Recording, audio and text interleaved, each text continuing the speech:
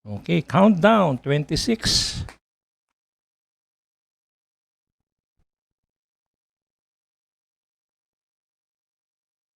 Going live in 15 seconds. So starting the stream.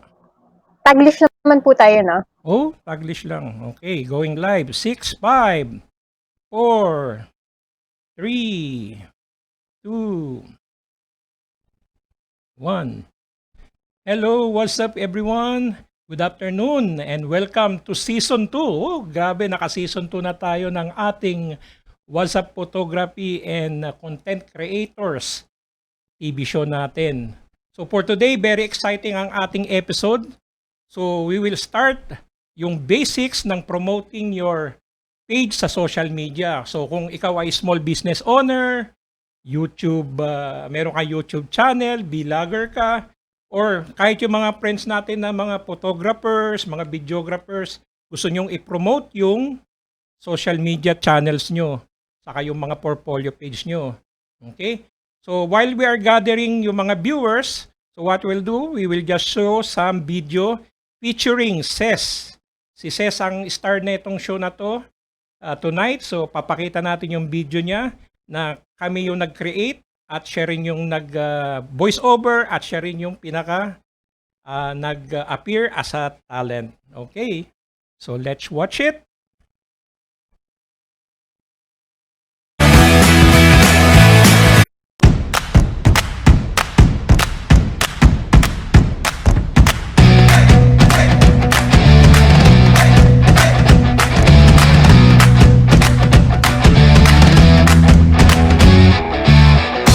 Here's your card. Enjoy your stay, ma'am. Thank you.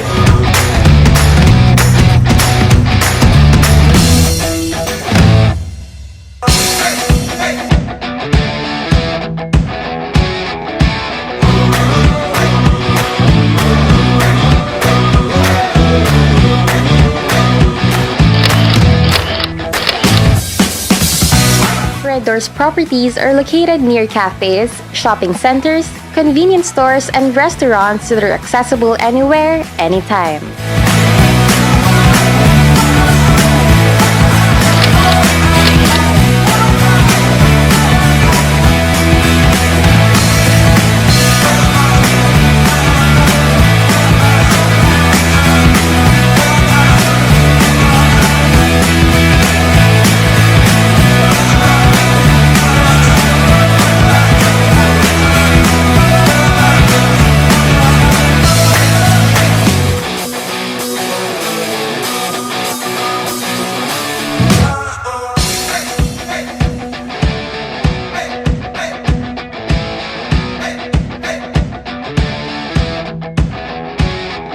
When you need to take a break, you know where to go.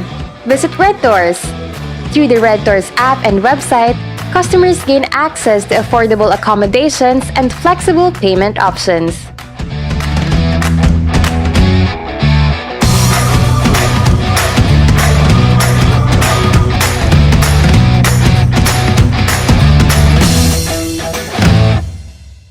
Download the Red Doors app. Save more when you book via Red Doors application. Lowest price on app, direct discount up to 300,000 using Red Cash, and earn your prize through Refer and Earn program.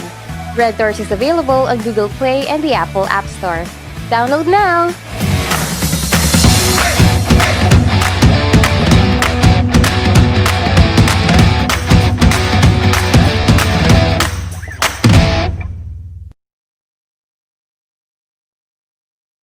Yun, good afternoon guys again and welcome to the live stream. So nakikita nyo na yung guest natin sa screen. So I will just do a quick introduction. Pero before that, shoutout muna tayo sa mga nanonood. Welcome guys. Kay Ronald, kay Joff, kay Rosh at iba pa. Thank you guys. So comment lang kayo guys where you're watching from at ano yung mga gusto nyong matutunan for today. Okay. So let me just give you a quick intro about Ces, okay? So panoorin lang natin yung maybe a few videos din na papakita lang natin, okay? So yan, okay. We'll just play Hi it while I'll Millennials, give Ces you the Dimalanta here, your introduction. Manila Millennial with another Ayan, unboxing nakikita nyo video. kasi Hoping to siya keep rin you ay company actually habang isang quarantine. vlogger.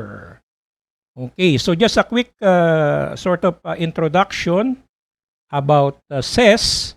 So si Ces ay isang communication arts graduate from the University of Santo Tomas. So she graduated cum laude and has received different production-related awards sa kanyang mga organization sa university. So before napunta siya sa social media, she was into public relations noong 2014. Tapos nag-journalism siya noong 2015. So by 2016, she started her career sa advertising where she handled big brands from different industries. So ranging from food, beverage, pati real estate na rin. So aside from her sort of virtual work, she also does lifestyle blogging. So meron siyang blog, ang tawag ay Manila Millennial. And recently, nag-start na rin siya sa YouTube channel niya on her own.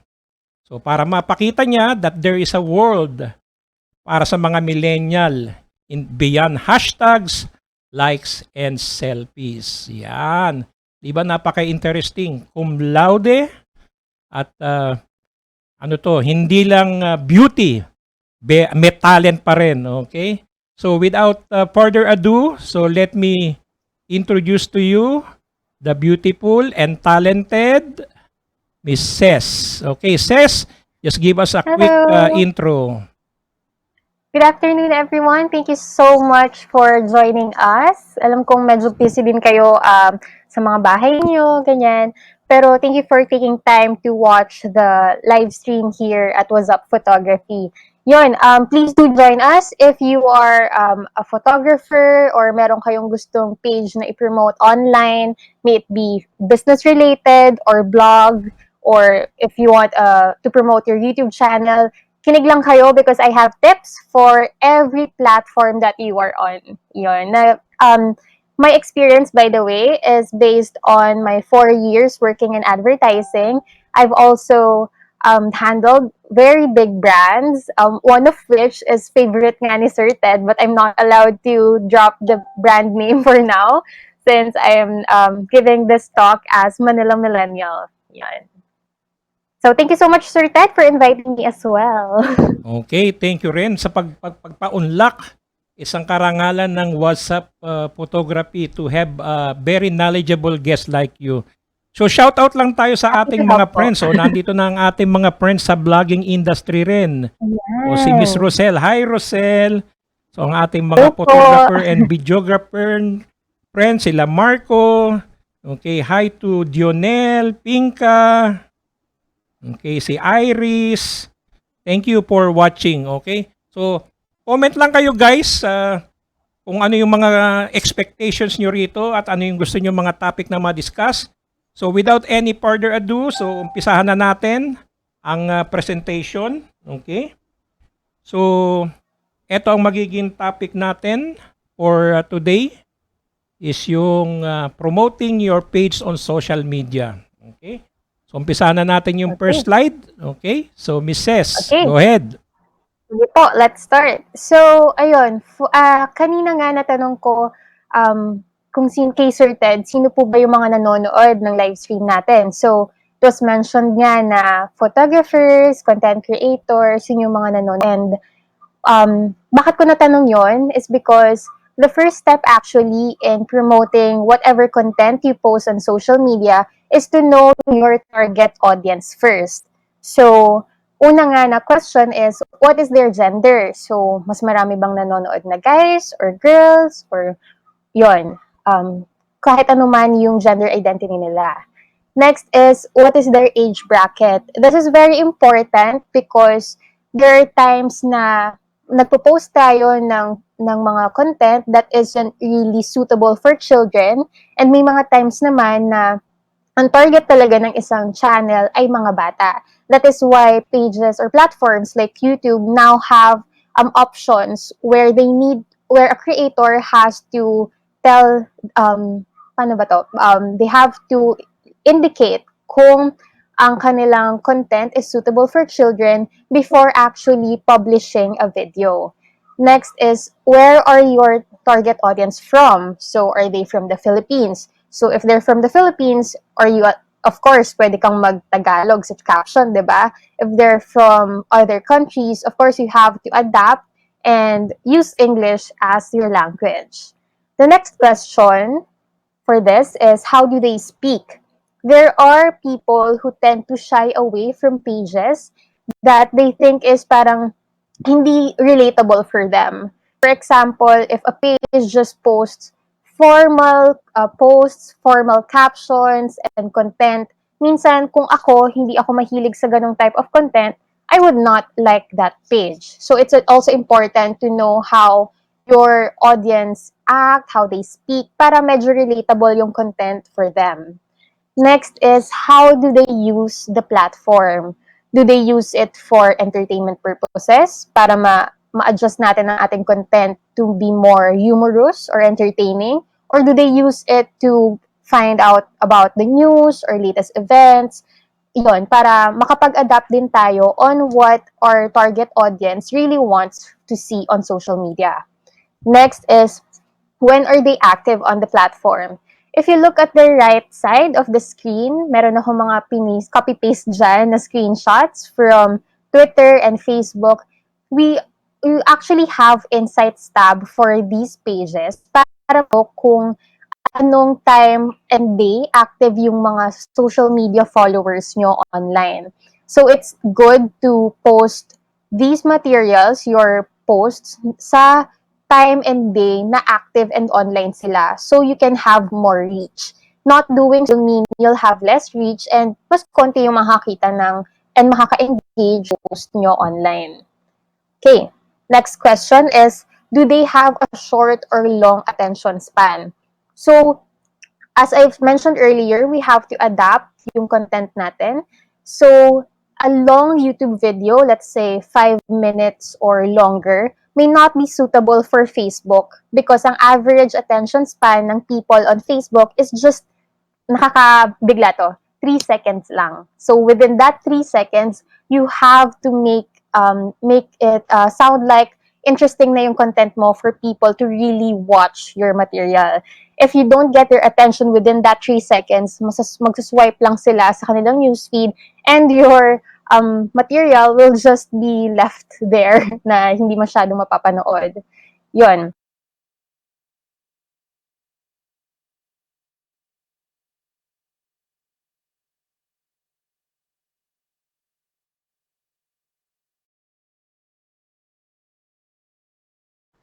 Mapapansin, so dapat kung static, kung mga photo lang yung pinapanood nila, then kung static lang yung ina-engage sa page, then you can actually more publish more posts na static.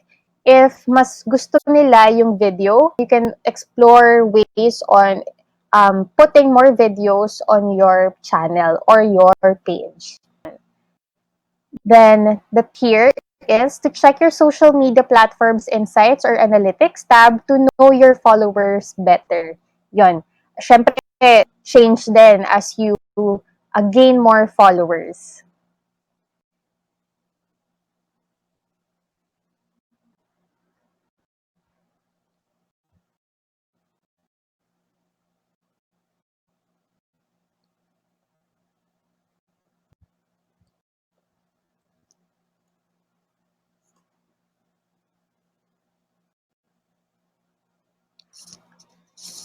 Sir Ted, sorry, medyo may technical difficulties yata. Sorry, Hindi okay. ko marinig I yung think yung audio. mic ko na mute, Okay. sorry.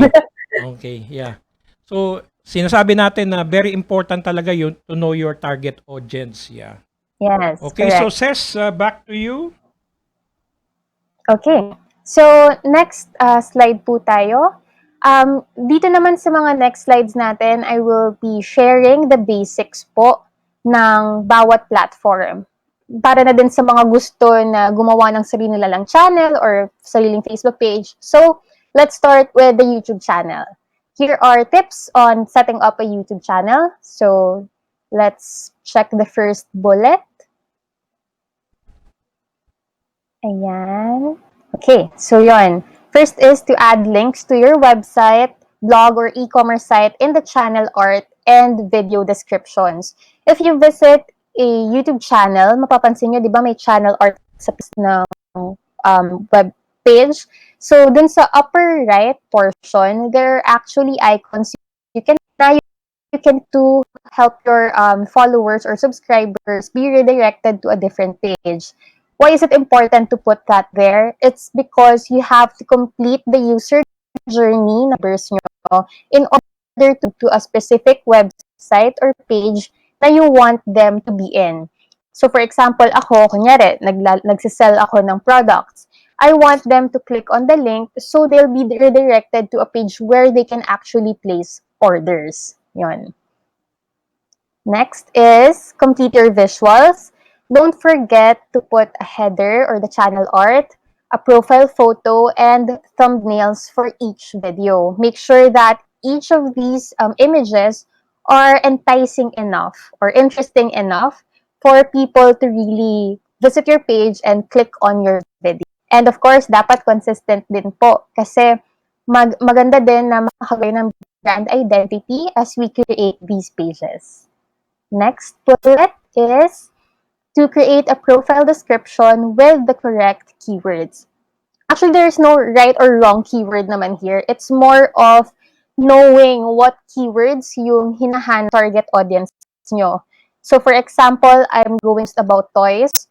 Of course, words na gagamitin ko related to what I'm doing. So, pwedeng puzzle, unboxing, the name of the show or the cartoon, the name of the character na feature dun sa video, ganon, para ma-reach nyo yung mga tao na naghahanap talaga ng keywords na yon. So, of course, it has to be searchable keywords in your description. So, similar din dun sa channel, kasi lumalabas din minsan yung channel kapag nagsisearch kayo on YouTube, di ba? So, this one naman is more targeted for those who are looking for a specific video about CERN. So, ang mga popular dyan is yung unboxing, hands-on, review, ilan sa mga popular YouTube ngayon. Next is, okay, bullet po tayo. Ayan. So, you have to personalize your YouTube link upon getting 100 subscribers. It's important to do this para madali sa mga subscribers or mga followers nyo to look for your page. So, make sure lang that link is something na we call. So, it's use youtube.com/your or /your blog name, for example, youtube.com/photography. Maaalala na niya na agad ng mga subscriber and it's easy for them to look for kapag pupunta sila ng YouTube. Okay, next slide.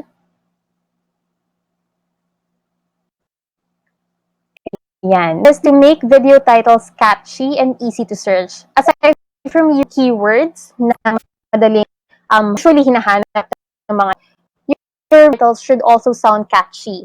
It may, pwedeng kayong gumawa ng clickbait, although super favorable. Depende na lang yun sa gawa.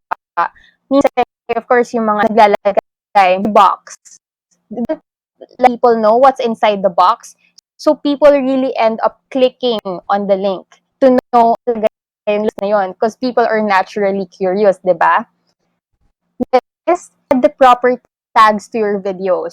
When uploading a video on YouTube, meron kayong makikita na row sa medyo babang part ng sa description.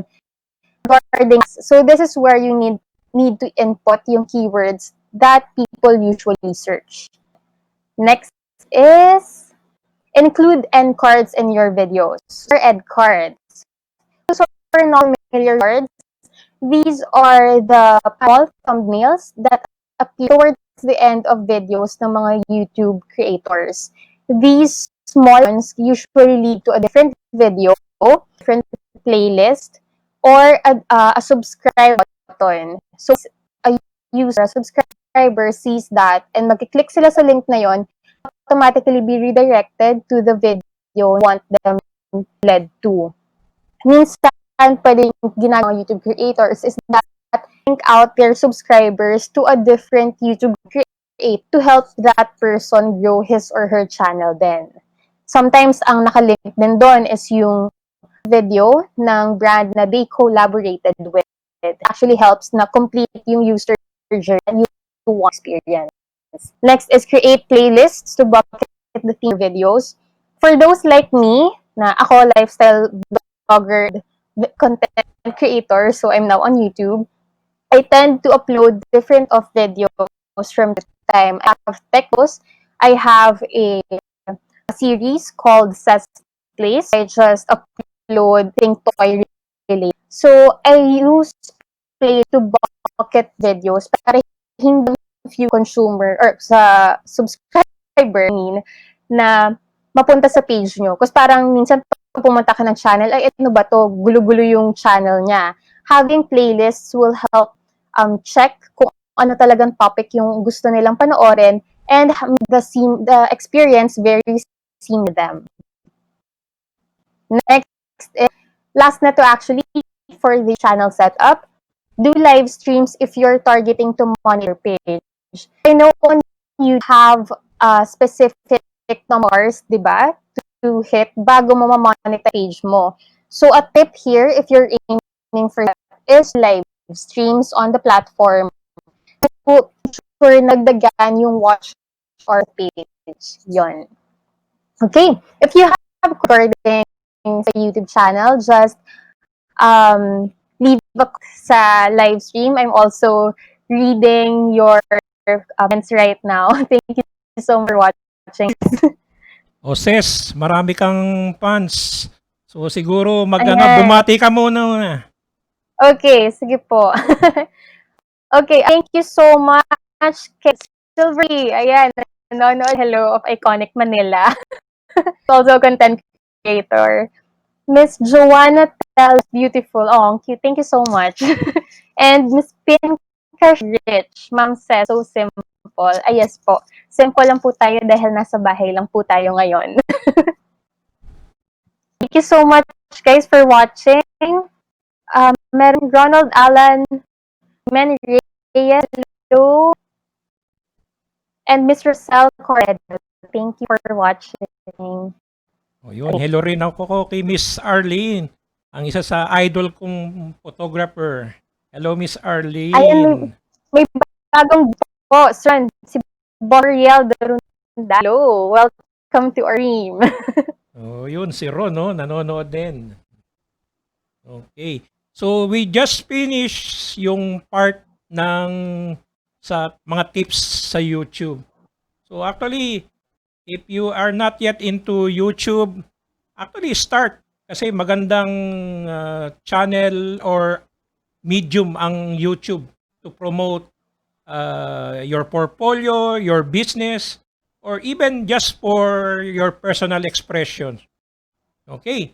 So, ano susunod na topic natin, Ces? Okay, so next is something naman na very favorite ng mga brand owners sa Facebook. Facebook page naman is where brands are. So if you're a business owner or if you're a photographer to offer your service on that platform, here are tips that you can follow to make sure na you can gain engagement over time. Is that your page name is catchy, unique, searchable. Before actually creating a name for blog or your business, make sure na wala kayong kapareho. Kasi if you use na ginagamit din ng super daming other businesses, you have a tendency na even though in your page, the consumers might end up going to the page ng kalaban nyo. Which is some don't want, di ba? Next, a Facebook or else easy to refer. So, a tip lang for here is make sure to pattern your Facebook page URL same sa Facebook page nyo para hindi nakakalito, di ba? Next is upload a consistent logo and header, maybe a photo or a pag sa Facebook for branding. Kakaroon ulit brand recall. Lang po siya applicable sa mga brand na big. Pwede din po kasi brand for your own pages. So, yung logo na ginag nyo for your tutorials or your website, make sure you also use them for your media pages para mga tao na you have and that page really is an official page connected to your website. Next is include a page CTA. CTA is call to action. That's it's a term used by market advertisers on top of your page. So yun yung task sa ng header ng sa Facebook or a cover photo. It usually sign up, watch video, shop now, use app. You can put a button doon sa na yon and redirect them to a link you want them to click. Okay. Next is add your business mobile or address in the section.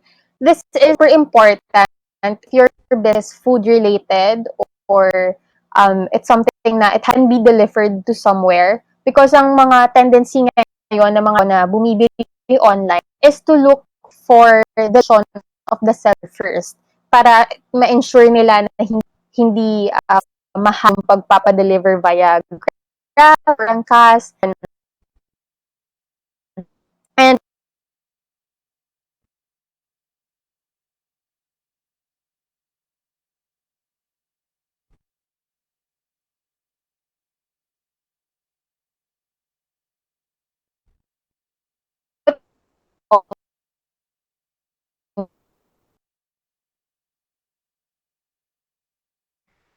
formats. We have a lot of formats.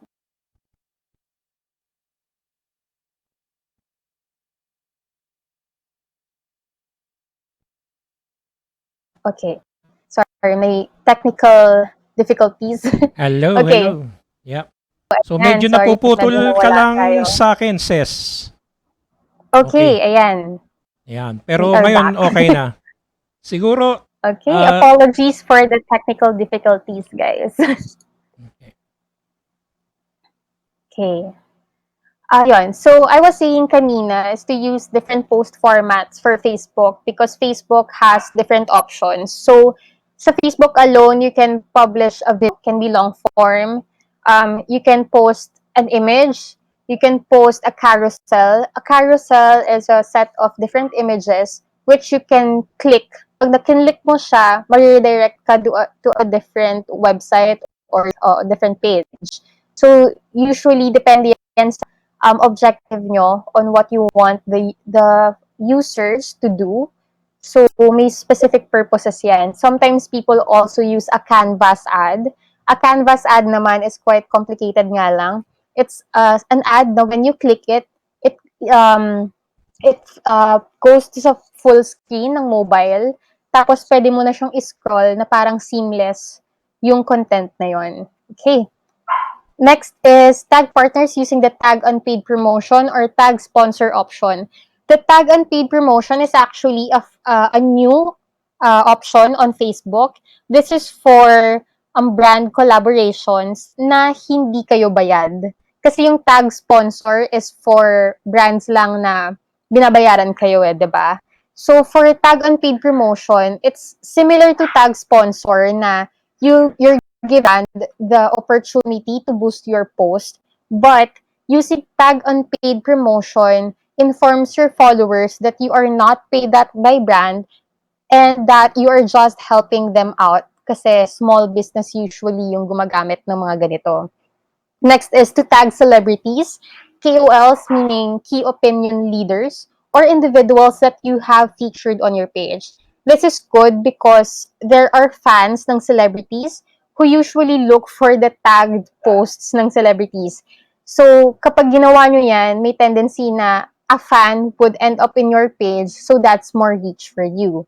Next is to include searchable and popular keywords for your video tags. Similar to YouTube, ganun din naman yung algorithm ni Facebook na i-feed niya lang yung video mo dun sa mga nag-search ng specific keyword nila. Next is create an events and promotion material for live stream.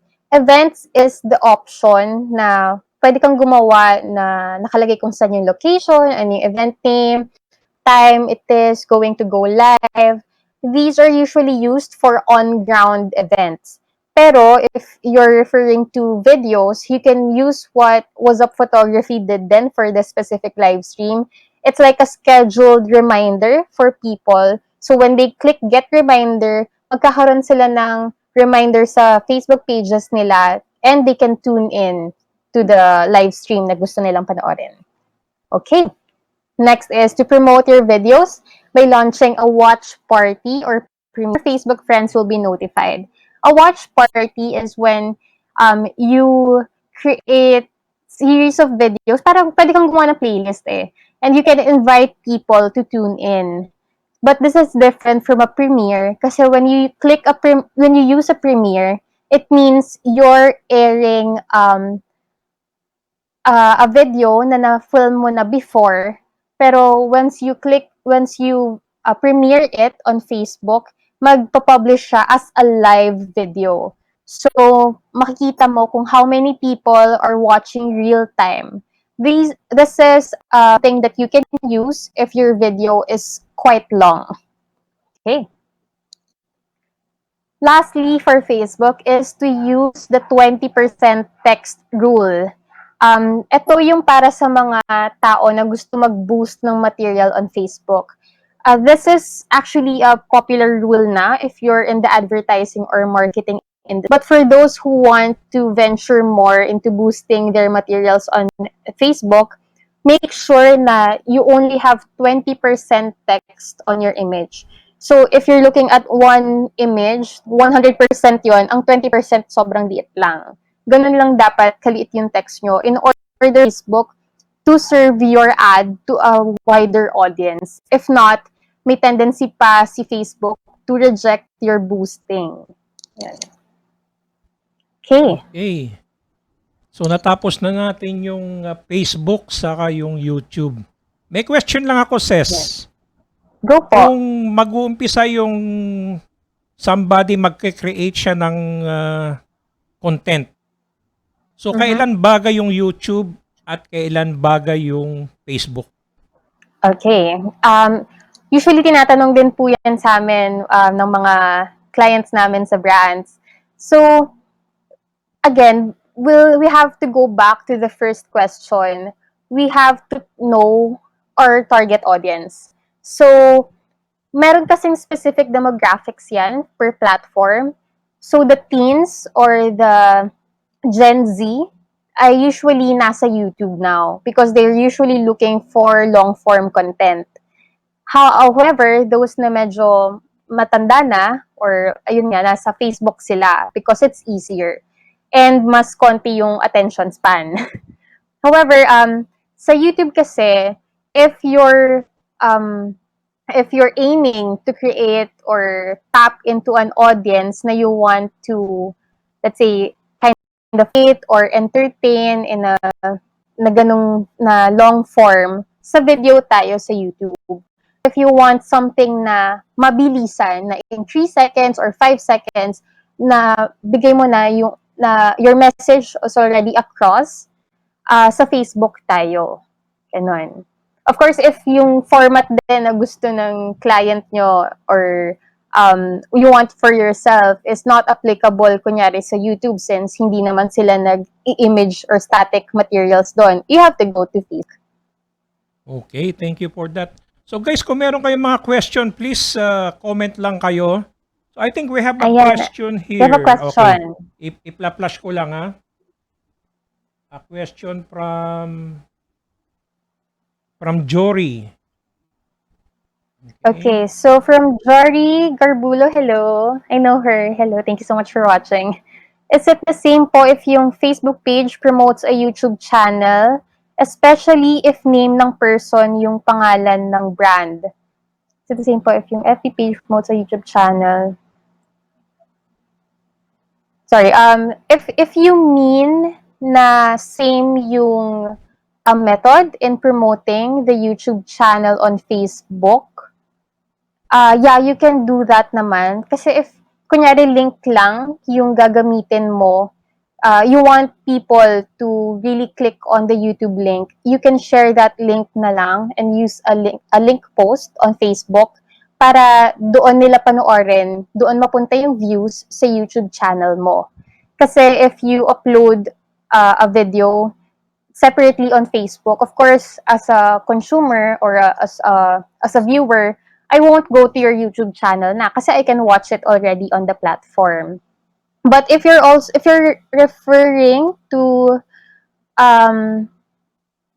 kunyari, with the way I understand the question kasi if you have a YouTube channel and yung name ng person, sorry, is it the same po if yung FB page promotes a YouTube channel, especially if name ng person yung pangalan ng brand? Okay. So, if you're referring to, kunyari ako, I am the brand kasi ako yung blogger, pwede naman. You can still use the same method na kunyari youtube.com/Ces Dimalanta and I am also Ces Dimalanta on Facebook. Same process din naman in promoting it on that specific platform. Na iba lang yung pangalan.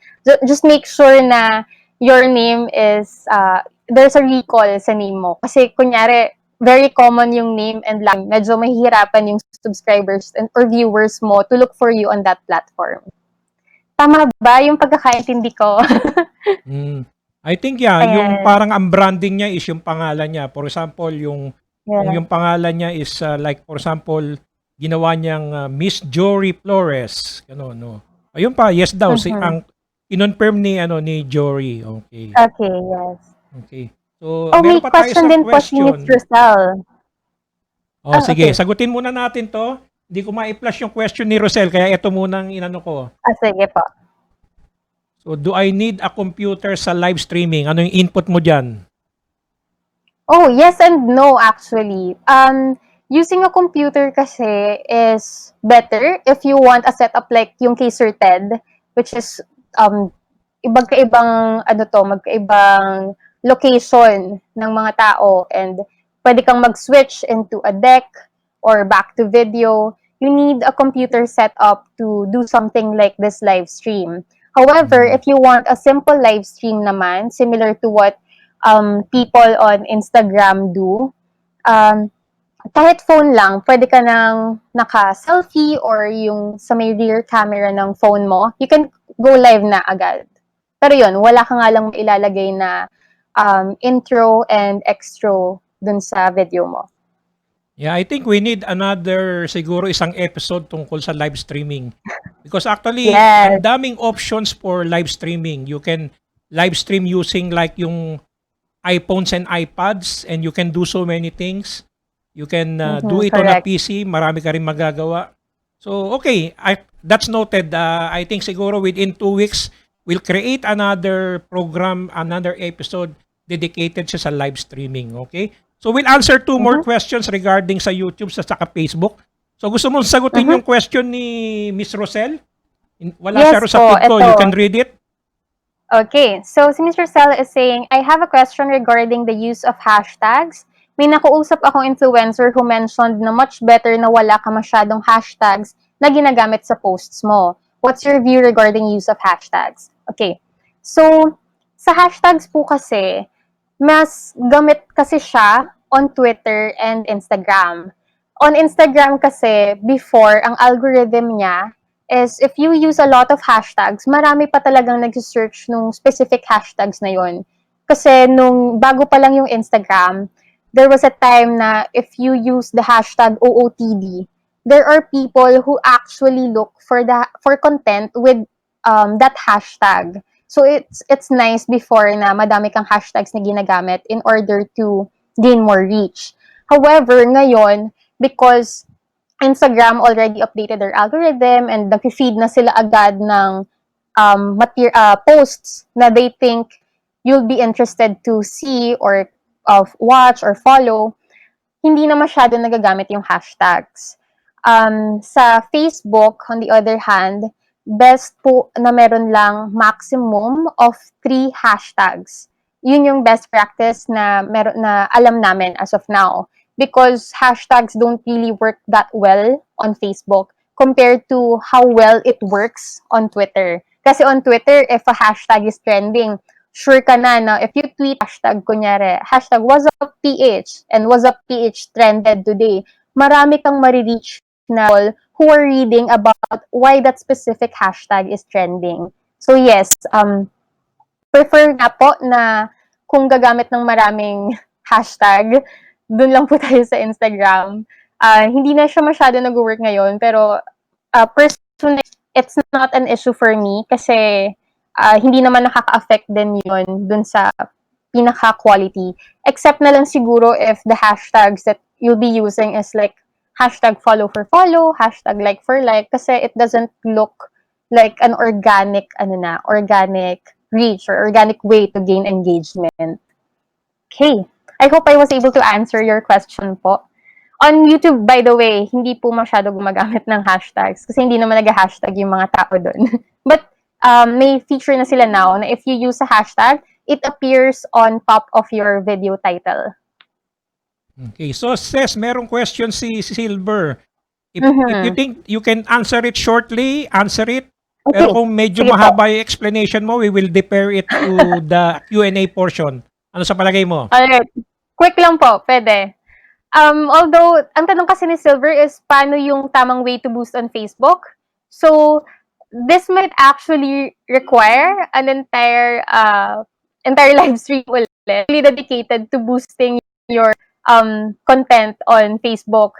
Because as I mentioned earlier, if say, meron tayong 20% rule on Facebook, but if video naman, of course, sa thumbnail, may 20% text rule din. Just make sure na when you boost your material on Facebook, you are targeting the correct audience.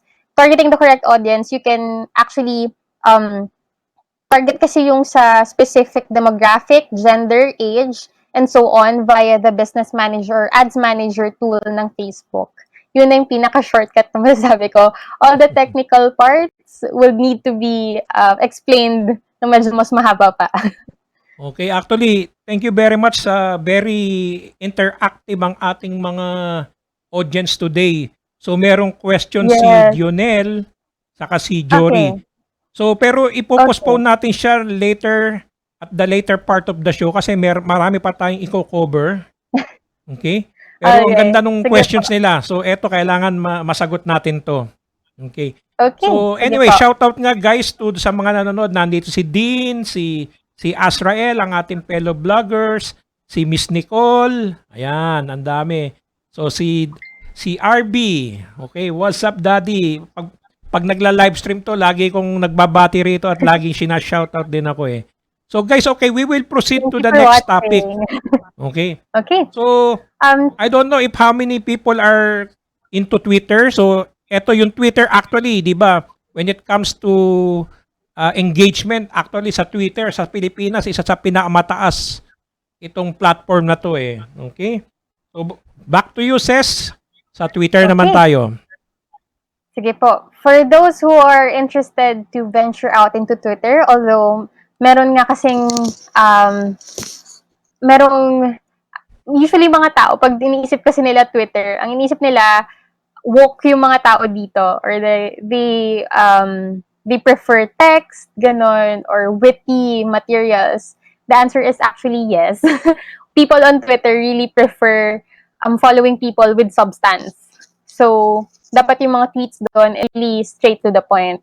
So, when setting up a Twitter page, if you want to venture out to Twitter, is first to choose a username that fits your business or main page.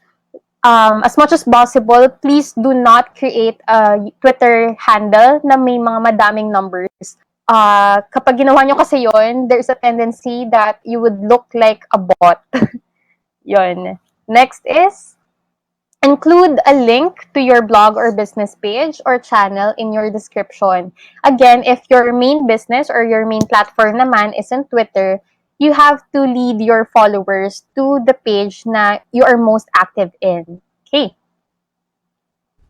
Next is add a catchy description and header so people would know ano yung content na makita nila dun sa page mo. So, sometimes people put na they're a doctor, they're a nutritionist, they're a fitness enthusiast.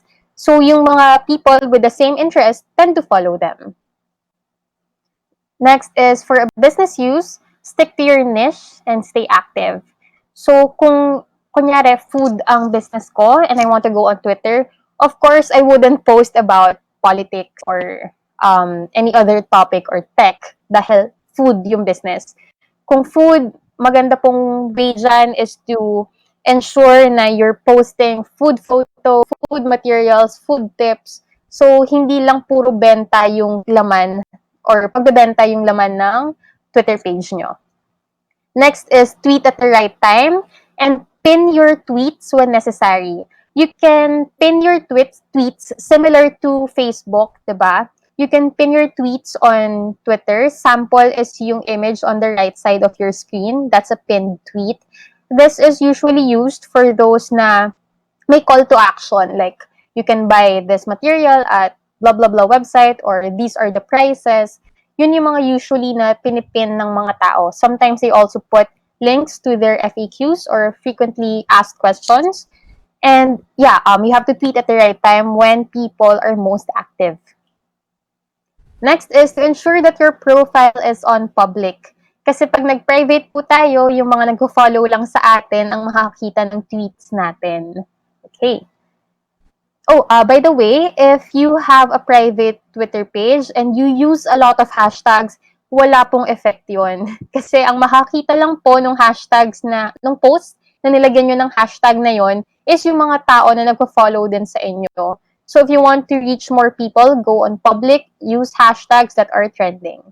Next, when tweeting, go straight to the point. Yung na-mention ko kanina, kasi people on Twitter have they prefer na straight to the point ka. Hindi yung sobrang haba na ng Twitter thread mo. Minsan may gumagawa ng ganon. Story yung ginagawa nila sa Twitter.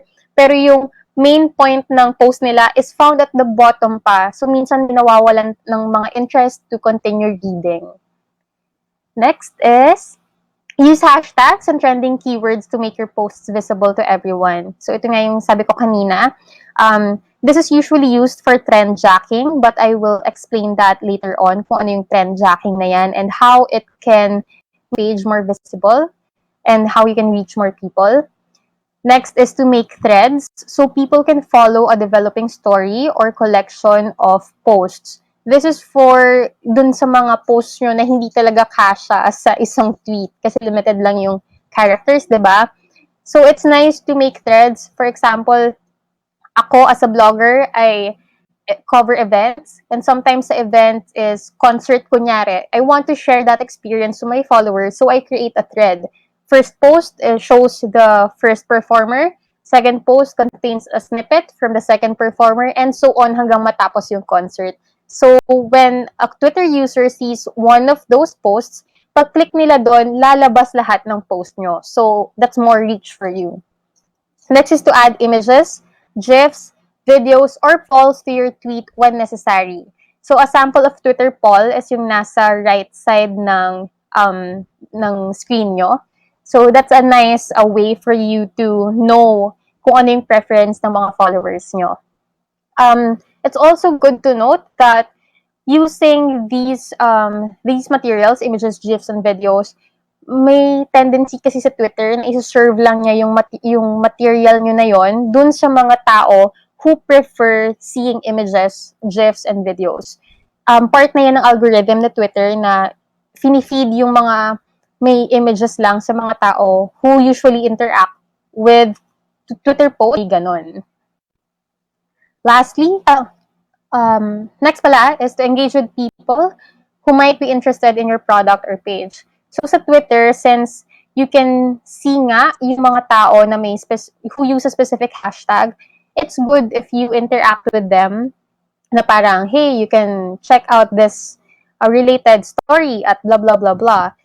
This is a good example sana. This is a good practice, especially for those who are just starting their, let's say, blog site. For example, you created a story about an event or kunyari trending yung isang artist and yung trending yung hashtag niya, yung mga nag-tweet with that same hashtag, you can actually reply to them if they're on public and share your link na parang, hey, the full story can be found here. Because usually yung mga nagtatanong on Twitter na pinobroadcast lang nila. Okay. So that ends the reminders for Twitter. Do you have questions po regarding Twitter? Ayun, yung sa Twitter. Actually, sa Pilipinas, very active ang Twitter, no? Yes, yes. So, lalo na sa mga fan base ng mga celebrities. So, if you're a entertainment vlogger, maganda po ang Twitter na platform for you to reach more people. Yeah, I think for me, napansin ko sa entertainment, so I use Twitter as well to promote my YouTube channels. Tapos politics, very active din pagdating sa Twitter. Yes, Okay. So marami pong nag-post. so for business, highly recommended din ba ang Twitter? What type of It depends business? po sa business. What type of business do you think? For me po, what I saw na worked, at least for people I know, yung mga photographers who are on Twitter actually reach a lot of people. Why? It's because when celebrities, kunyari, are trending, and then they have a photo, kunyari, of that celebrity during an event, or kahit lumang photo na dahil birthday, kunyari, ni celebrity, nag-trending sila. When they post that specific photo, and then they use the specific hashtag na trending or keyword na trending, yung mga fans ng celebrity na yun, dinudumog yung page niya. Or they end up retweeting or liking. So it's a good way to promote your business. Kunyari, if you're a photographer, you can just say, oh, happy birthday, celebrity ABC. More photos of her can be found at my portfolio, then link to your portfolio. Mga fans, ang tendency nila, they will really click on the link that you shared kasi alam nila, they'll find more photos of their idols in your page. So it's a good way for you to promote website mo. Wow, that's a good tip. Okay, so greetings lang tayo sa mga viewers. Ito si Mr. Richelle Mascarinas. So tinatanong niya kung do you offer daw yung service ng pag-handle ng social media. Oh, So, personally, ako po? oh, Yeah, that's actually part of my job. okay. Yeah, I do consultancy na marketing, advertising, or PR on the side. But yeah, my main work now revolves on social media. That's why medyo updated pa po sa best practices. Ayun, kasi si Richelle, meron siyang bagong business ngayon, yung photographers on demand. Siya yung parang Grab ng mga photographers. So if you need Oh, photographers that's good. for the event, bubook ka lang using the app. Okay. So, Oh, kayo okay. na. Oh, highly recommended 'yan na Richelle si Mrs. So actually, Thank you. i-guest din natin 'yan si Richelle. I think this coming Friday, i-discuss namin yung punch, yung photographer on demand. Okay. So marami pa tayong mga questions, so we will defer them for later para matakel pa natin tong ibang mga topic. Okay, so back to you, Sige Ses. po. Ngayon sa Instagram naman Alright. tayo. Instagram naman tayo. Okay. Here's an example of an Instagram page. So, kinuha ko na lang yung sa Instagram mismo. So, in setting up an Instagram page, it's important to, again, choose a username that fits your business or main page. If you can pattern it with your other social media pages, better po. The next bullet is to include a link to your blog or business page channel in your description. Similar naman po dun sa other platforms the tips sa ibang platforms that I've shared. It's important to continuously lead them to different pages that you have para makita nila kung anong other materials pa or content you have out there sa social media. Next is to publish high-quality, appealing images. So, heavily edited images po kasi now are not it's not really recommendable to be posted on the platform because if you are boosting again your materials on Instagram, dinedecline na, nire-reject na ngayon ni Instagram yung super blurred na photos or those that they can detect have been heavily edited kasi they really want to push authentic content na now on Instagram. Next is include FAQs in story highlights to inform your followers regarding what you offer or a mini portfolio of what you've created. So, yung Instagram stories, highlights, yun yung makikita natin na may circles sa ilalim. If you look at the left side of your screen, there are circles, diba? So, those are story highlights. What online sellers usually do is create a list of frequently answered questions like how much po, how to deliver, how to buy. They include na the answers to those questions para hindi pa ulit-ulit yung pagsagot nila sa consumers. They post that on the story highlights. And for other content creators naman, like photographers, parang gumagawa sila ng reel or like a portfolio, a mini portfolio in the size ng Instagram story. So it's easier for people to click and automatic na siya nagne-next sa iba pang mga nandun sa story highlights na yon. Next is here. It's a nice feature for Instagram. Make the most out of your Instagram feature by using shop on your feed, support small business tags, or food orders tags on Instagram stories. The photo on the left side is the shop feature ng Instagram. This is kind of new. So if you have a shop, if you're selling and you want to use Instagram as your main platform to take orders, you can create a shop. So pag na-enlist mo na yung mga products mo na you want to sell, the view shop button will already appear in your Instagram page. When people click on that, they will be taken to the next image na makikita nyo. It contains the product listing and the name of the product along with the price. So when they click on that, they can already order straight from your Instagram page. Usually ginagamit to nung mga really big YouTubers. A sample is Lore DIY. She is selling her merch on her Instagram page para sa mga supporters who want something from her. Next is use hashtags for discoverability. As I mentioned earlier nga po, there's no harm naman in trying to put a lot of hashtags in your posts as long as hindi siya yung mga blatantly parang fake engagement like for like, follow for follow. Okay lang yung other hashtags as long as you think those hashtags will be searched on the platform. By the way, meron pong website or I think there was a page. If you search on Google, like most used hashtags on Instagram, you will be presented with a list ng mga popular hashtags with the most number of posts na makikita mo on Instagram.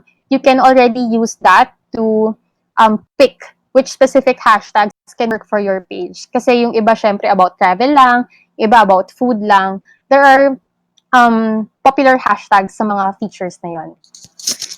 Next is to post at optimal times.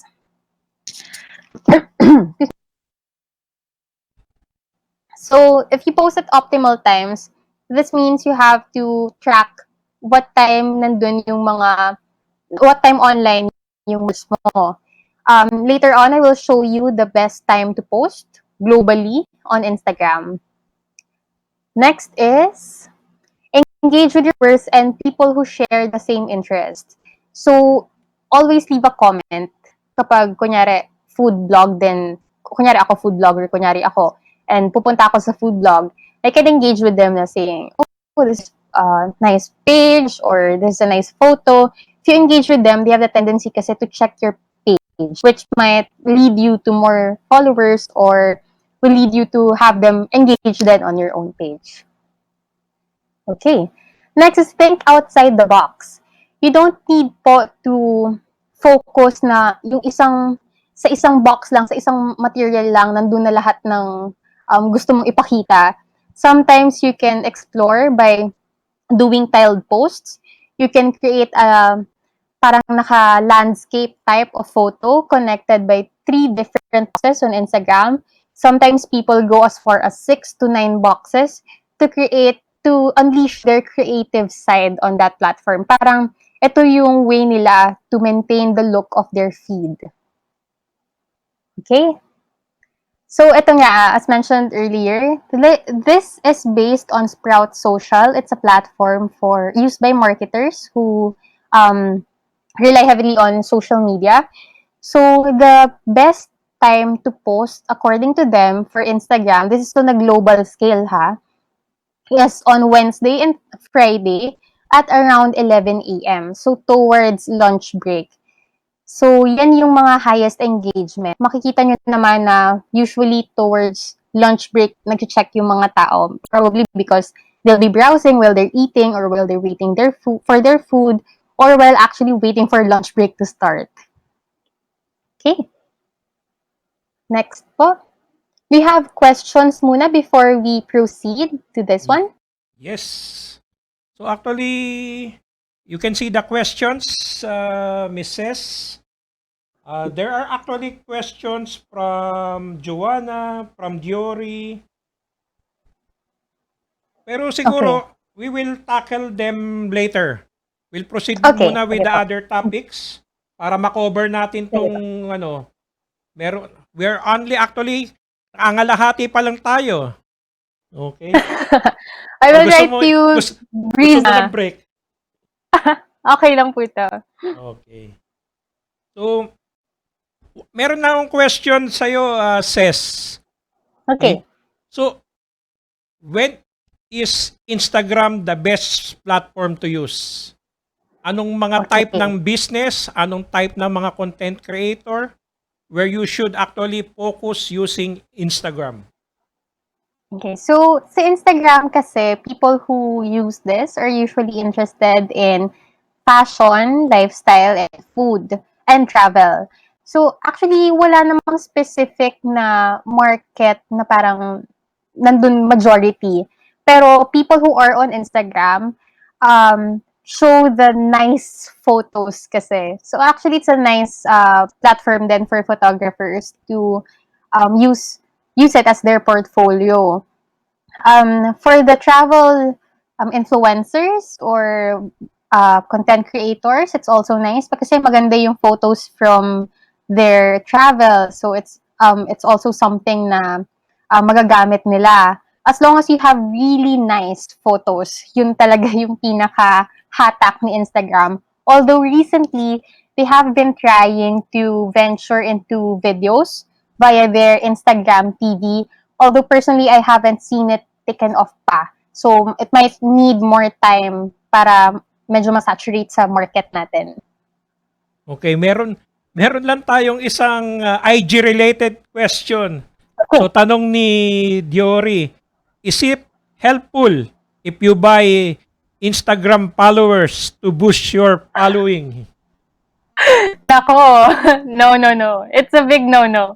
As an advertiser, it's actually better if you have a small, not really small, but enough followers, let's say 1,000 to 3,000, but you have enough engagement, or you can actually turn those engagements into sales. That's better than having, let's say, 20,000, but the engagement that you receive is not even 10% of your total followers. Kasi that means you're not reaching enough people, or that they are not interested in your page enough to engage.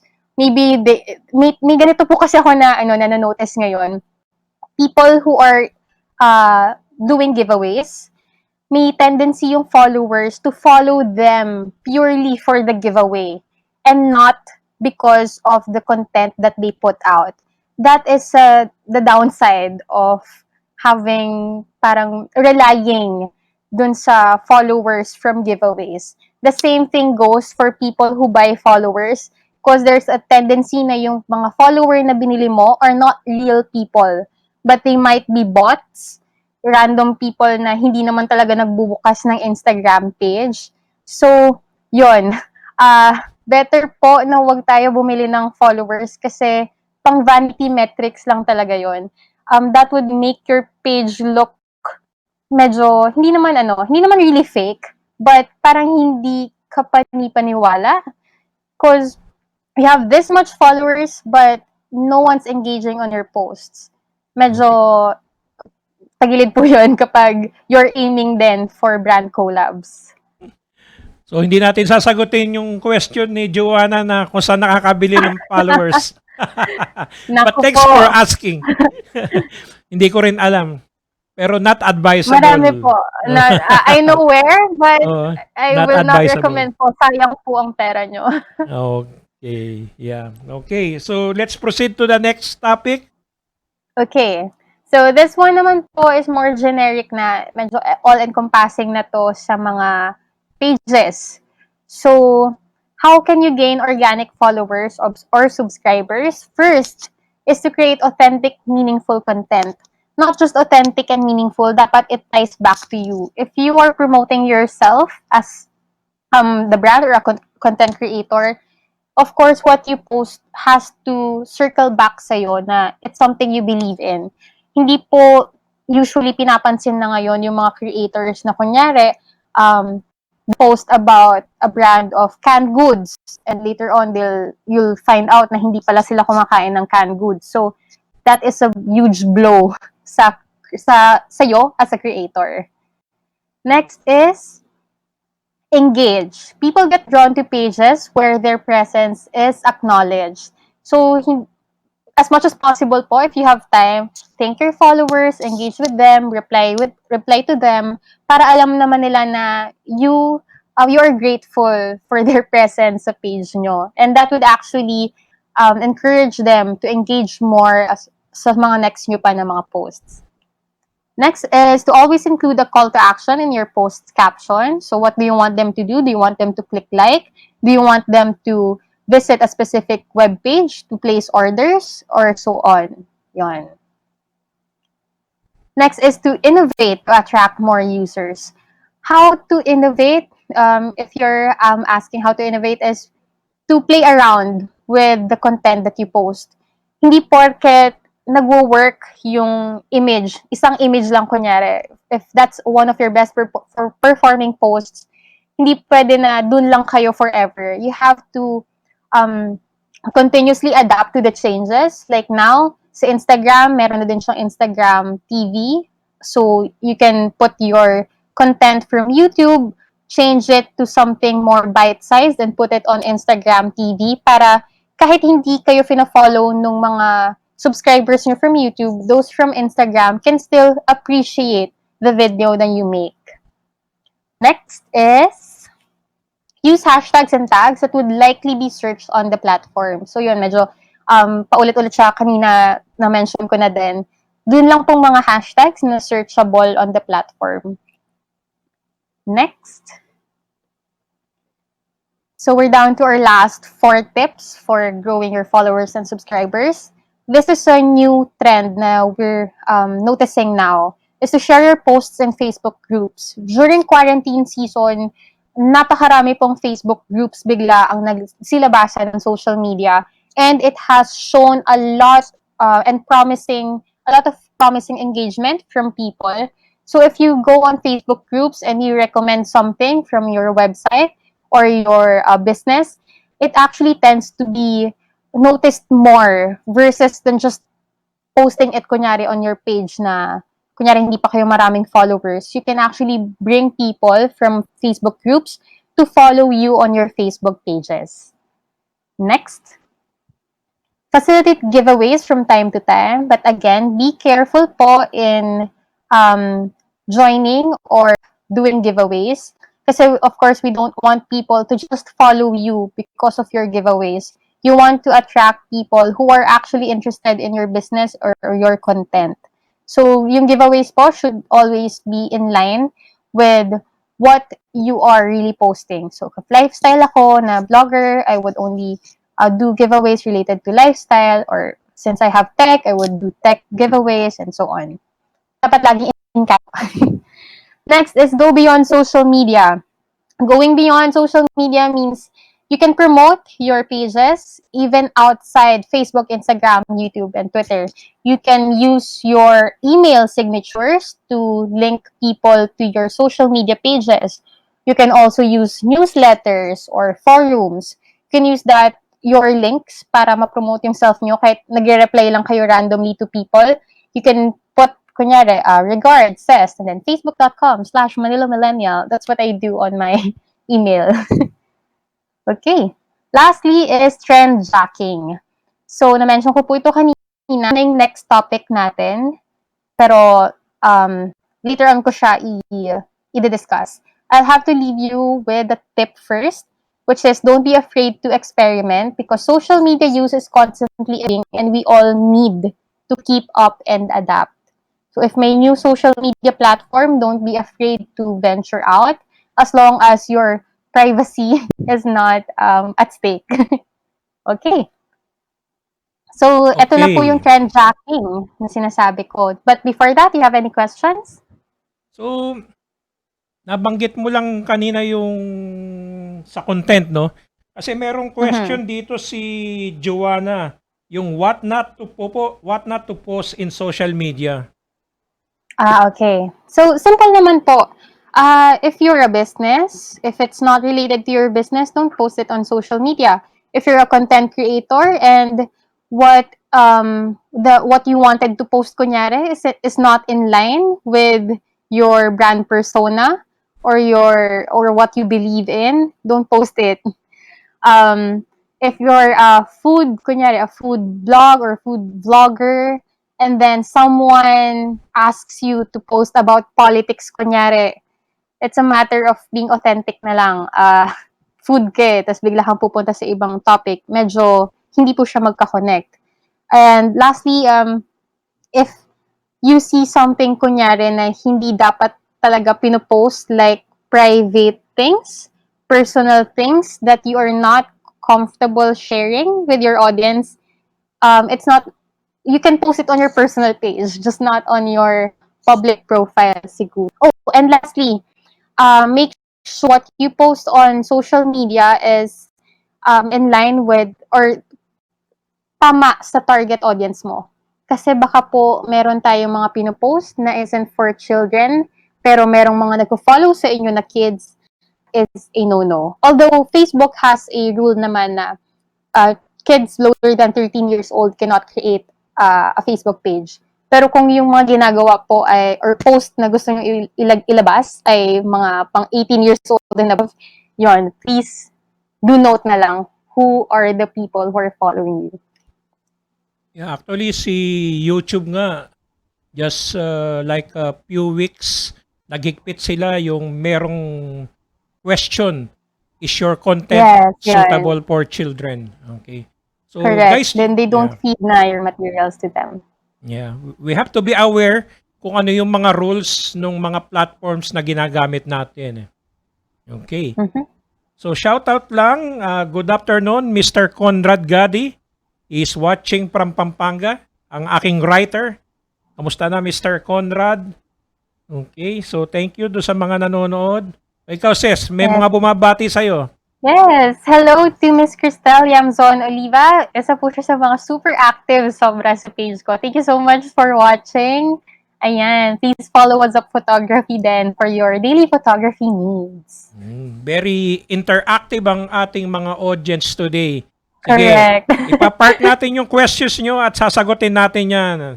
So, excited Okay. na ako sa next topic. Sa title pa lang, Yan. mukhang interesting na eh. Oh, Okay, so trend jacking. jacking. Okay, go. So, trend jacking po naman yung term na ginagamit ng sa industry namin to refer to the act of sort of capitalizing on an existing trend para makiride yung brand or yung page mo sa hype about that specific topic. It's often used by social media content managers or digital marketers para mas maengganyo yung mga tao to visit the page or engage on that specific post. So, ito yung mga posts na nilalabas usually ng brands with a specific hashtag or yun, in line nga with what's happening. These are the examples na recent lang na I think is it caught people's attention talaga. So first is yung sa Mang Tomas, sabi nga niya, tara mass tasting. Why did they use mass tasting, di ba, out of the blue? Of course, if you are tuning into the news, because hot topic ngayon ang mass testing because of COVID, nakirayid sila. Not by using mass testing, but using mass tasting, which sounds like the popular topic. Yon. Next is, ito from Coca-Cola Philippines. It's for Mother's Day naman. So, it's a recurring event. And the last one is for Angkas. Ang sabi lang nila dito, nagde-deliver din kami. Do you understand? Then, the image is from, it's actually based on an anime. So, if you go to the next slide po, you'll actually find the 3 types of trendjacking content na tawag na ito yung mga categories ng mga ito. So, real-time reactive po yung tawag natin sa sample na sa Mang Tomas. So, these are trends that we do not expect. So, we did not expect na magiging issue yung mass testing. So, since na ngayon nalaman nila na popular topic siya, they made a material na similar to that. So, people would engage. Next is the planned reactive. So, these are usually for events and occasions that are recurring. So, birthdays, Christmas, like this one, Mother's Day, Father's Day, and so on. So, they can be pure greetings. Sometimes trend jacking can go as far as putting out discounts. So, yon. It depends on the brand on how they want to do that trend jack. Next is anticipated reactive. This comes naman from trends that are slowly on the rise. So because of, from my perspective, ang cast posted this material because mas naaalala ng mga tao yung other delivery apps during quarantine. Since hindi nga pwede lumabas yung mga tao, naging popular yung mga padala service. However, people think na si Angkas kasi is only for transporting people. So I think they posted this to kind of inform people na, oy, nagde-deliver din kami ng goods. Yan. So that's the quick explanation po for trend jacking.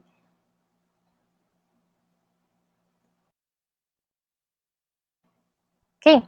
Next is, may question po ba tayo regarding trend jacking content? Babati lang tayo. Actually, ayan, shoutout lang kay Bindel, si Miss Rina. Si Rina, ano to, YouTuber, vlogger din to eh. Sabi niya, ang dami niya raw Hello natututunan Thank you. for today's live stream. Okay. So, tinatanong ni Jory, ano raw yung YouTube channel mo? Oh, baka po kay Joanna Tella. Pero if ako po, kung Okay. gusto niyo Yun, sorry. follow sa YouTube, yun. youtube.com/Ces Dimalanta. Shoutout lang tayo sa ating mga photographer friends, si Mr. Joel Mataro at si Mr. Edwin Tuyay. Okay. Thank you guys for Hello po. watching. Thank you for tuning in. Ito yung mga magagaling na batikan na street. Ito yung mga mentors ko sa street photography. Okay. Sige, proceed tayo sa next po. topic. Okay. Oh, before we proceed pala, I forgot to mention na we have to be super careful din in trend jacking kasi Okay. we don't want naman to post content na may bad taste for people.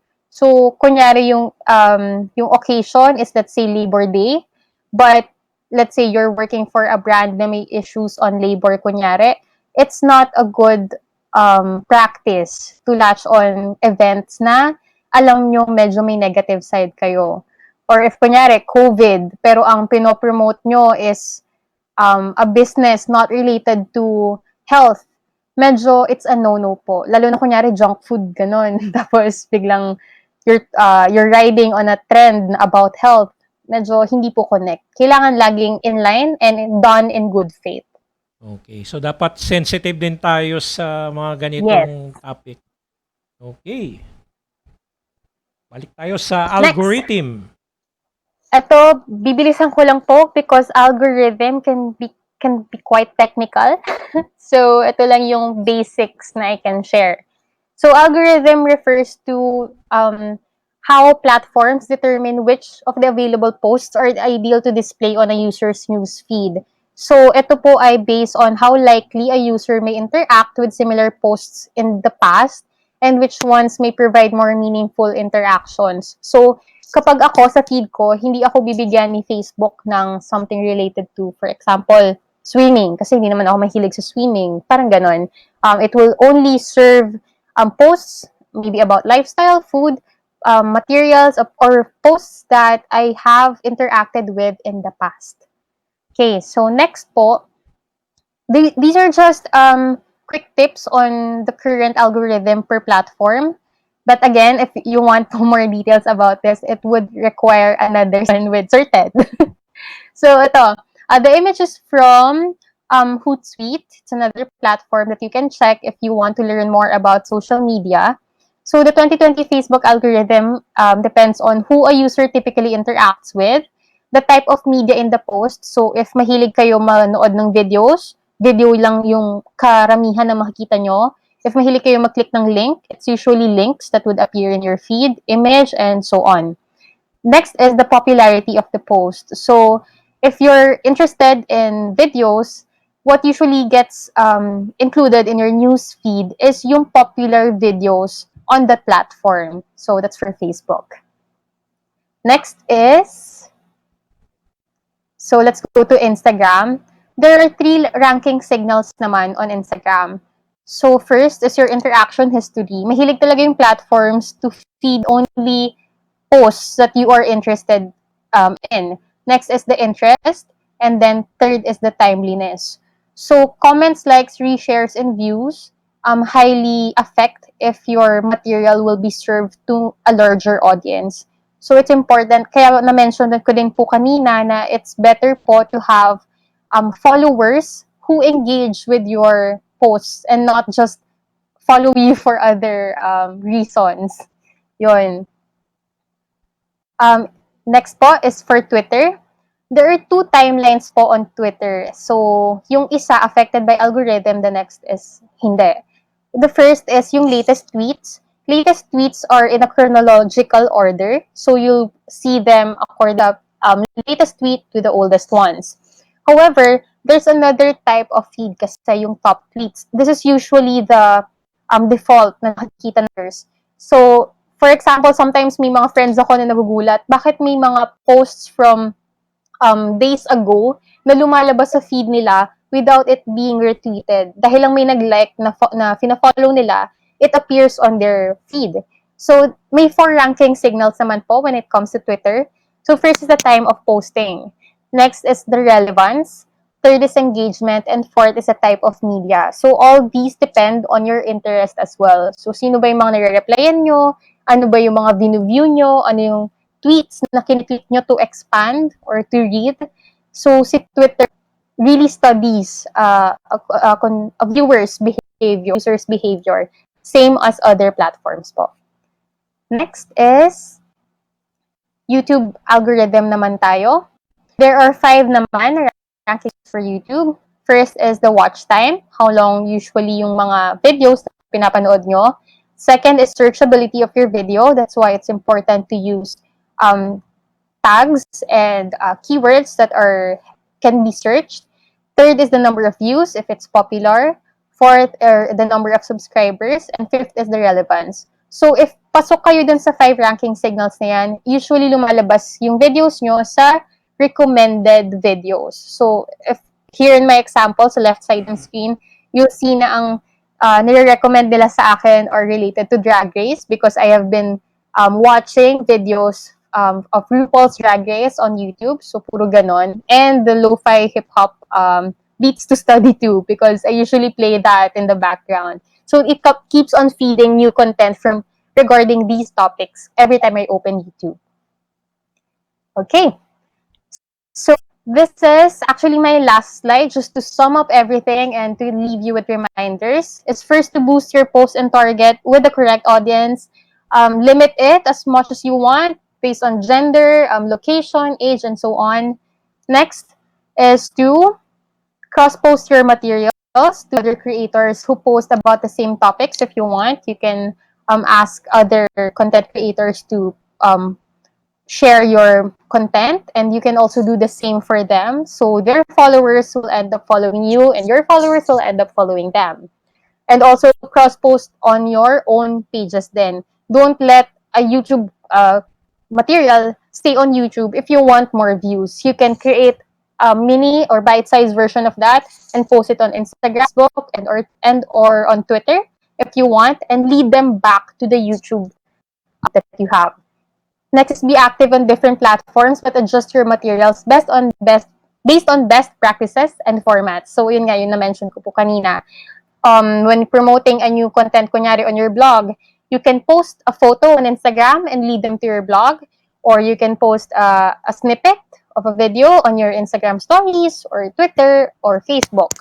Then next tip is to tag other pages, may it be brands, bloggers, or celebrities that you may have mentioned or featured in your posts for chances of getting more reach and engagement. Next is collaborate with other creators or brands, but do not force yourself on them if it seems that they're not interested, because it would only affect yung integrity nyo as a creator. So with that, I'll leave you with another tip. It's best to gain followers slowly than buy fake followers or attract followers that are only after your giveaways. Ito ko po ito sinasabi recently because of the popular happenings on social media na napapansin niyo po. So yun, your reach naman does not solely depend on the number of people following you, because if you have the option now to boost your post and reach more people. So you can do ads, you can do boosting to promote your page. Hindi na siya solely dependent na yung mga followers nyo lang ang makakita ng material nyo. Okay, so that's it. Thank you so much for tuning in. If you have questions, drop nyo lang sa question. We'll try to answer everything before makat tong live stream. Actually, ang ganda ng topic natin ngayon talaga ngayon. Actually, basics lang tong na-cover ni Ces. I think Yes. sa Facebook, sa Twitter, sa YouTube, dapat yan tigi-tigisang episode eh. Di ba, Correct. Ces? Pero ito po medyo, cramped na into Oo. 1.5 hours. Oo, fast track, biruin mo. Ikaw lang ang naka 1.5 hours sa live stream, Ces. Oo. Kasi very Achievement. comprehensive. Okay. So, Ces, meron tayong mga questions. Isa-isahin lang natin. May questions dito si Joel tungkol sa trend jacking eh. Okay, basahin ko lang ha. Ano raw ang pinaka-effective sa mga reactive type ng trend jacking? Balikan nga natin yun. Oh, okay. So, in terms of activity, wala naman pong specific na kailangan yung sundan because, again, it depends on how you create your content. So, if you're just creating a trend jack post with the objective of greeting, kunyari, your followers, a Merry Christmas, Happy New Year, and so on, sometimes hindi sila usually nag-interact eh, or sometimes it would lead them to engage na sabihin nila, Merry Christmas din po, Happy New Year din po. It depends on how you create it talaga. So, for example then, si Mang Tomas, if this was done in a bad taste, na mass tasting, pero kunyari may other issues yung brand, it wouldn't really help them to get positive engagement. So, kailangan po careful din. And important pa rin yung call to action and how you craft the caption and the overall look of your post. What I would suggest if you want to do trend jack materials is to make it engaging. Like, for example, instead of just saying Merry Christmas, Happy New Year, you can ask them, Happy New Year, what are your wishes for 2021? Make question na ganon, which will lead your followers to really engage with the page and type down their answers na, oh, I'm wishing for good health in 2021 and so on. Yun po. Okay. Meron ding question si Dionel. Yung mga paid daw ba yung views doon sa particularly sa mga watch parties? Watch parties? No po. For watch parties kasi, usually, depende po yun sa dami ng friends nyo. Kasi kunyari ako, watch party ako, ang ini-invite ko is friends ko because there are buttons there where you can invite people. What you can consider as paid is when you boost a video or a live stream. Yun po yung paid. Pero ang watch party kasi, based on my knowledge, it's just limited to people on their personal pages. So yung mga ini-invite nila. What you can boost is the video itself. Ganun pala yun. Yes. So yung watch party kasi, it's a good way to sort of share your videos. Mhm. No, parang Organically po yun. organically. Okay. So ano pa ba yung mga questions dito? Si Jory, meron siyang question. Meron daw bang website na where you can find the keywords na trending or something? Yeah. For the keywords, for Twitter, you have the Philippine Trends List or the Global Trends List na makikita nyo po when you click on search. On YouTube, there are top videos na makikita nyo. So, dun lumalabas sa top videos yung trending challenges which you can use as an inspiration in creating your material. So, meron din po sa Google. You can use Google search and just set it to Philippines para makita kung ano yung mga keywords or topics that people are searching for. This is actually helpful naman po for blogs since it's what they can base on the trending keywords in creating their stories. Okay. So I think na-misinterpret ko yata yung question ni Junel. Inasabi niya, it's videos on watch po. Okay, sorry, okay. Hindi siya watch party. Kasi 'di ba sa Facebook, meron yung area na watch which is actually puro videos, yung Facebook videos, yeah. So I think it's only paid. Paid siya pag you have the monetization on already, right? Pag monetization po is different naman from what I know. Ito naman yung pinapasukan na ng Facebook ng ads. So I think, yeah, Yes. you have to, may mga requirements yan eh. Kabisado mo ba yung requirements, Ses? Bago ka makapag-monetize sa Facebook? From what I remember po, you have to complete yung 3 minutes. Dapat yung videos. You have to have tags in your videos. And the quality of the to be at par with dun sa kailangan ni Facebook, which is high quality dapat. Kasi I remember, dalawang level siya eh. Yung second level na may lilitaw ng mga ads, you have to have 10,000 subscribers, 10,000 likes yung page mo, plus yung there's a number of hours na kailangan ma-meet mo in 3 minutes views. So actually for my page, na-meet ko na yung yung views. Pero ang hindi ko pa na-meet yung 10,000 likes sa page ko. Kasi nagko-concentrate ako sa YouTube eh. Okay, last question na nakita ko pa is yung okay daw ba yung clickbait sa videos? Yeah. Yes po. Just as long as your clickbait isn't yung typical na parang, for example, you will never believe what happened after this video, something like that. Medyo parang pasong-paso na yung ganung clickbait. What I want to share is something that worked for my own page, is when I wrote a blog post about mysteries in the Philippines. So it's not really super clickbait kasi sabi ko lang naman it's a list of myths, urban legends in the Philippines. But on the last part, I included a current issue. So people didn't see it coming. They clicked on the post for the list of urban legends, and then they became surprised na yung last number 8 dun sa list is a current event, which prompted them to share that post, and sila na mismo yung gumawa ng clickbait na caption, which is something like, for example, some of them said, "You won't believe what's on number 8," or "The best yung number 8." Yun, medyo clickbait na yung ginawa nilang caption without me telling them to share it like that. Okay.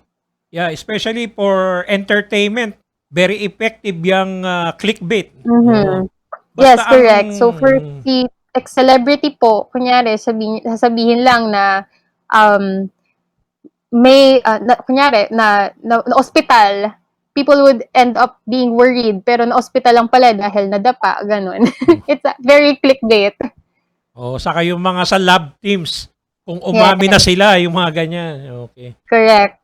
Basta ako Meron lang, pong mga specific topics talaga na mm, nag-work yung clickbait. yeah, ang tip ko lang din dyan, basta be genuine in your clickbait din. Kumbaga, yung clickbait mo, hindi naman talaga related, di ba? Para sinabi mo, eto, libreng delivery ng pagkain. Tapos nung kinlik mo, papakita mo lang, nagsasayaw ka lang. Di ba? Yung Yeah. mga ganun. Mag-click-click yun ngayon, pero isusumpa niya na yung channel mo. Hindi ka na pupuntahan. Correct. Oo. Okay. May inis na sila. Okay. So, pa-shoutout daw, sabi ni Nicole. Hi, Hello, Nicole! Nicole. O, BFF mo Please yan, si follow Nicole, di Nicole. ba? Yes. Oo. Si Chick Okay. Mix for Oh, mommy vlogger. Very mm, informative ang content niya. okay. So, thank you sa panonood sa ating mga photography friends din. Sila Edwin, sila Joel, si Lian. Si Lian, I think she's watching from, nasan ba siya ngayon? Sa Hong Kong pa rin. Okay. Si Silver yata, meron pa siyang isang tanong eh. Okay. Nasaan ba yung tanong ni Silver na yung dahil nagtatrabaho ka raw sa branch? Hanapin ko nga. Okay, Ito, ito, nasan po ito. yung tanong? Ito, flash ko. Flash natin ang tanong. Okay, yan. Ang tanong ni Okay. Silver.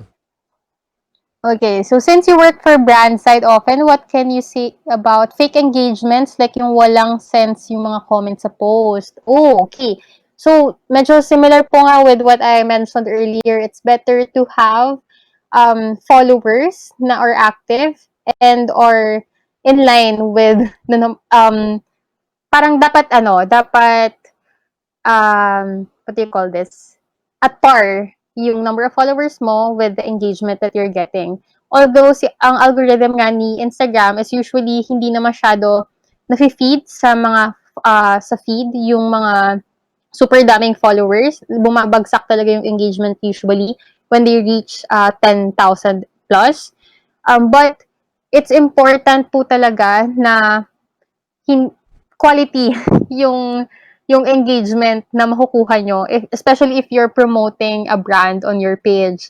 So, kung ako po, when we review engagements for the brands that I've been working with, we check if halatang hindi paid yung mga reactions. Because sometimes people just comment, wow, sexy nyo po, wow, ang ganda nyo. But the product is but the product is there in the photo, medyo naagawan siya ng spotlight.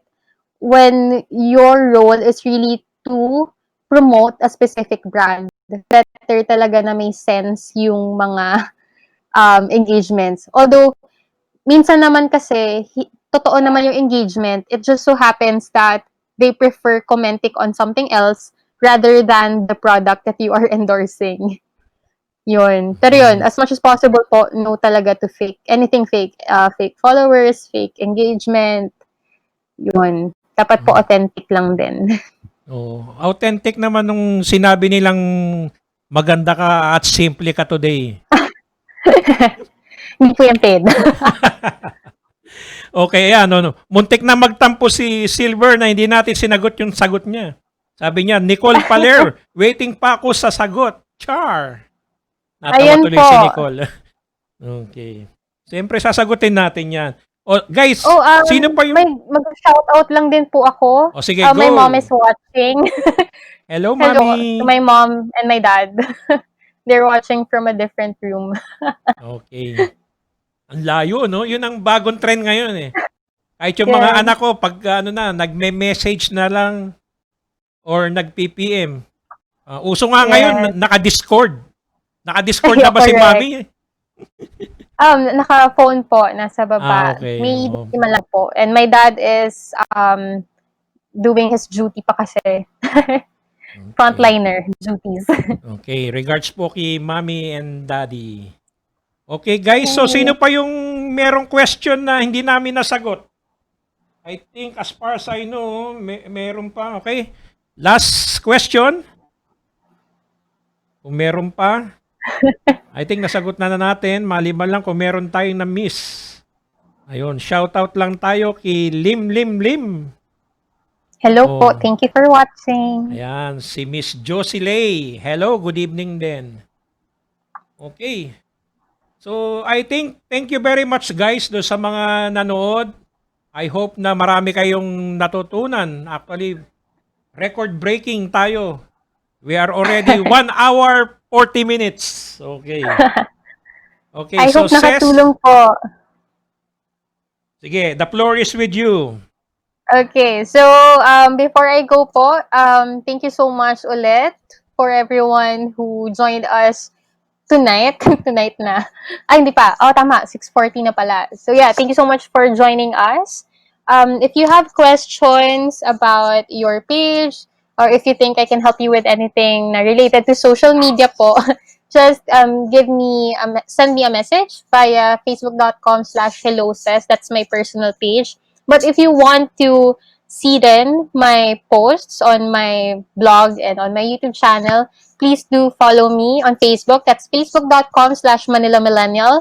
On Twitter, that's Twitter slash hello says. And on Instagram, it's instagram.com/hello_says.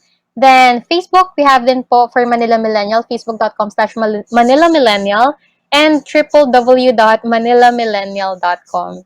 So, yun po. Yun ang aking lifestyle page, Manila Millennial. Yeah, actually, ito yun. Yes, ayan. Yan, natanggalin ko lang. So, balik po tayo sa tip ko kanina na go beyond social media, which includes Okay. your talks. Okay, sis, nagpaalam ka na, pero ayoko lang ignore tong question na to. Baka mapagalitan Okay, tayo sige ni po. Jory. Okay, so ang question ni Jory, how to make how to make Facebook paid promotion more effective? Yung magbabayad Okay. po ba ng boost post or page? Sige. Okay, so Pakita mo for yun? that po, yes. Depende yan sa sa format, sorry.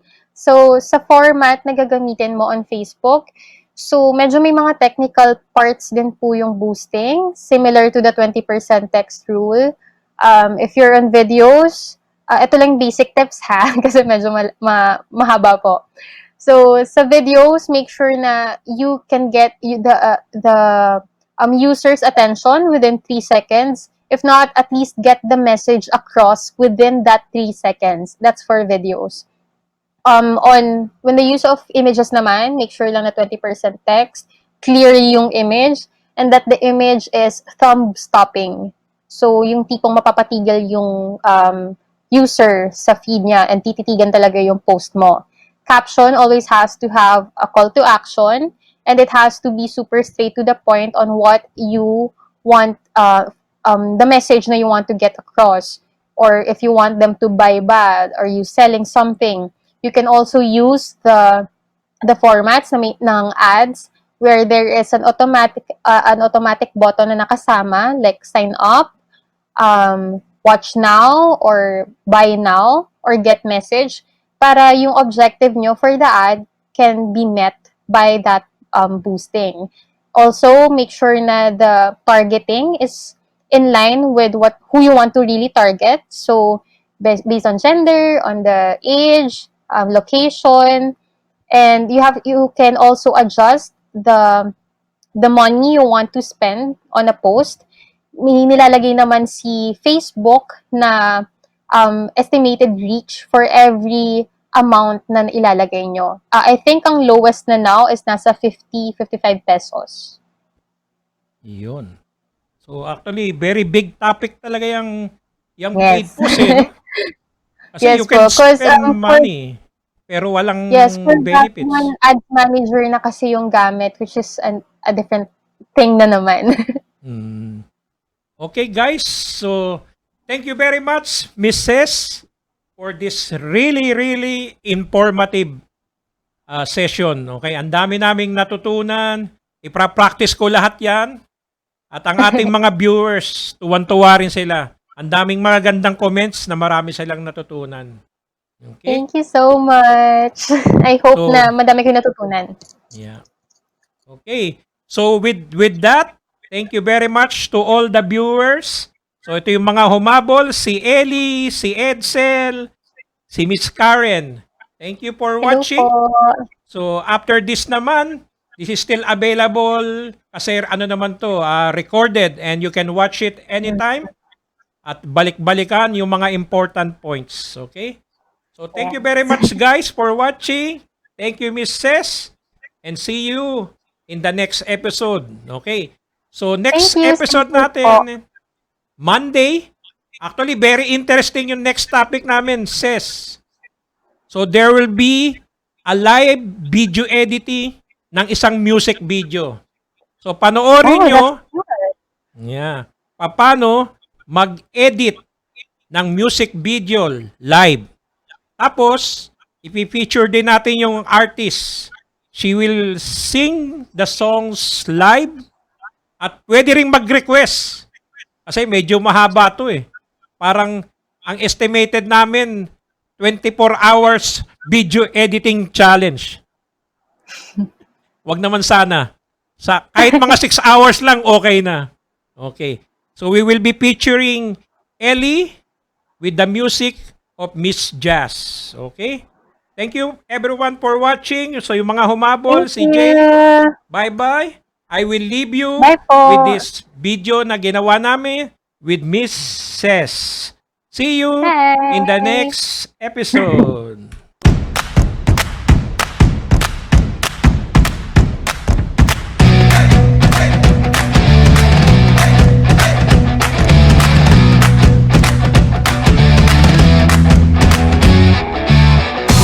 Here is your card. Enjoy your stay, ma'am. Thank you.